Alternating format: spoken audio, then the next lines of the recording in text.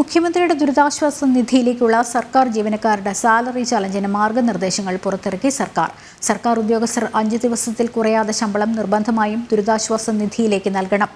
CMDRF-ലേക്ക് നൽകുന്ന തുക ഓഗസ്റ്റ് മാസത്തെ ശമ്പളം മുതൽ കുറവ് ചെയ്യും. വിവരങ്ങളുമായി ടിൻഡു ദാസ് ചേരുന്നുണ്ട്. ടിൻഡു, ഈ മാർഗനിർദ്ദേശങ്ങൾ എന്തൊക്കെയാണ്?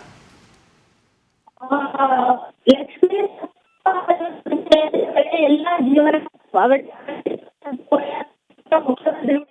ദുരിതാശ്വാസ നിധിയിലേക്ക് സംഭാവനയായി പ്രതീക്ഷിക്കുന്നതായിട്ടുള്ള ധനകാര്യ വകുപ്പ് ഇറക്കിയിട്ടുള്ളത് 5 ദിവസത്തിൽ ശമ്പളം നിർബന്ധമായിട്ടും ചലഞ്ചിലേക്ക് നൽകാം. അതോടൊപ്പം ഈ തുക ഈടാക്കുന്ന ഉത്തരവിന് ജോലിയുമായി ബന്ധപ്പെട്ട് നിർദ്ദേശങ്ങൾ ഉൾപ്പെടുത്തിക്കൊണ്ടാണ് ഇപ്പോൾ പുറത്തിറക്കിയത്.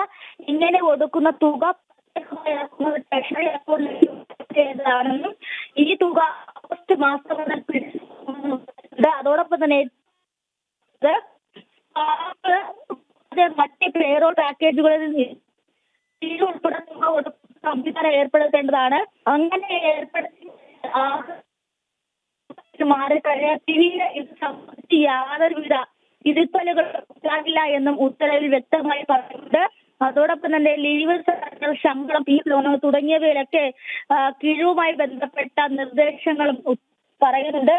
എന്തായാലും 5 ദിവസത്തെ കൂടാതെ ശമ്പളം നിർബന്ധമായിട്ടും മുഖ്യമന്ത്രിയുടെ ദുരിതാശ്വാസ നിധിയിലേക്ക് നിർബന്ധമായും നൽകണമെന്ന് അറിയിച്ചുകൊണ്ടാണ് ധനകാര്യ പ്രിൻസിപ്പൽ സെക്രട്ടറി ഉത്തരവ് ഇറക്കിയിട്ടുള്ളത്. പ്രിൻസിപ്പൽ സെക്രട്ടറി സ്ഥാനത്ത് മുമ്പാണ് ഇത്തരത്തിലൊരു ഉത്തരവ്